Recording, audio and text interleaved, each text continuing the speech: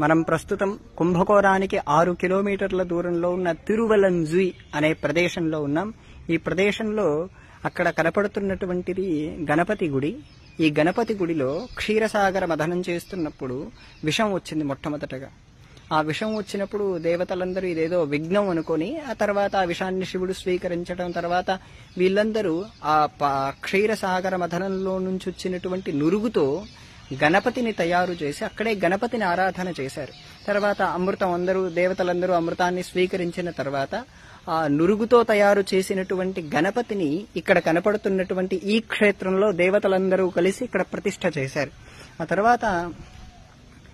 తర్వాత లోపల శివాలయం ఉంటుంది.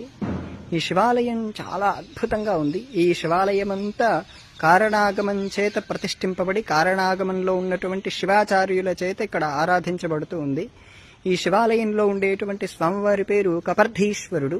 ఇది కుంభకోణానికి 6 కిలోమీటర్ల దూరంలో, పట్టీశ్వరానికి 3 కిలోమీటర్ల దూరంలో ఈ ఆలయం ఉంటుంది.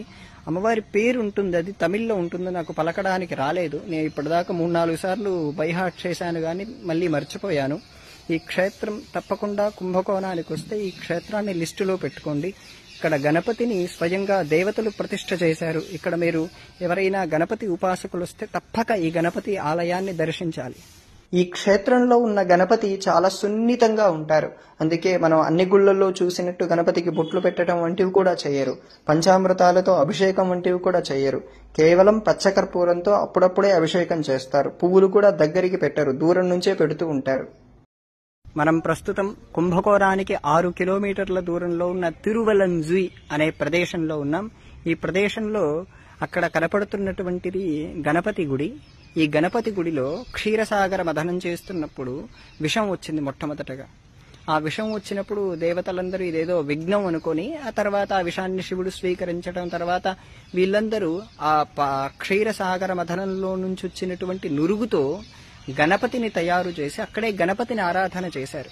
తర్వాత అమృతం దేవతలందరూ అమృతాన్ని స్వీకరించిన తర్వాత ఆ నురుగుతో తయారు చేసినటువంటి గణపతిని ఇక్కడ కనపడుతున్నటువంటి ఈ క్షేత్రంలో దేవతలందరూ కలిసి ఇక్కడ ప్రతిష్ఠ చేశారు. ఆ తర్వాత లోపల శివాలయం ఉంటుంది. ఈ శివాలయం చాలా అద్భుతంగా ఉంది. ఈ శివాలయం అంతా కారణాగమం చేత ప్రతిష్ఠింపబడి కారణాగమంలో ఉన్నటువంటి శివాచార్యుల చేత ఇక్కడ ఆరాధించబడుతూ ఉంది. ఈ శివాలయంలో ఉండేటువంటి స్వామివారి పేరు కపర్ధీశ్వరుడు. ఇది కుంభకోణానికి 6 కిలోమీటర్ల దూరంలో, పట్టీశ్వరానికి 3 కిలోమీటర్ల దూరంలో ఈ ఆలయం ఉంటుంది. అమ్మవారి పేరు ఉంటుంది, అది తమిళ్లో ఉంటుంది, నాకు పలకడానికి రాలేదు. నేను ఇప్పటిదాకా 3-4 సార్లు బైహాట్ చేశాను కానీ మళ్ళీ మర్చిపోయాను. ఈ క్షేత్రం తప్పకుండా కుంభకోణానికి వస్తే ఈ క్షేత్రాన్ని లిస్టులో పెట్టుకోండి. ఇక్కడ గణపతిని స్వయంగా దేవతలు ప్రతిష్ఠ చేశారు. ఇక్కడ మీరు ఎవరైనా గణపతి ఉపాసకులు వస్తే తప్పక ఈ గణపతి ఆలయాన్ని దర్శించాలి. ఈ క్షేత్రంలో ఉన్న గణపతి చాలా సున్నితంగా ఉంటారు. అందుకే మనం అన్ని గుళ్లలో చూసినట్టు గణపతికి బొట్లు పెట్టడం వంటివి కూడా చేయరు. పంచామృతాలతో అభిషేకం వంటివి కూడా చేయరు. కేవలం పచ్చకర్పూరంతో అప్పుడప్పుడే అభిషేకం చేస్తారు. పువ్వులు కూడా దగ్గరికి పెట్టరు, దూరం నుంచే పెడుతూ ఉంటారు.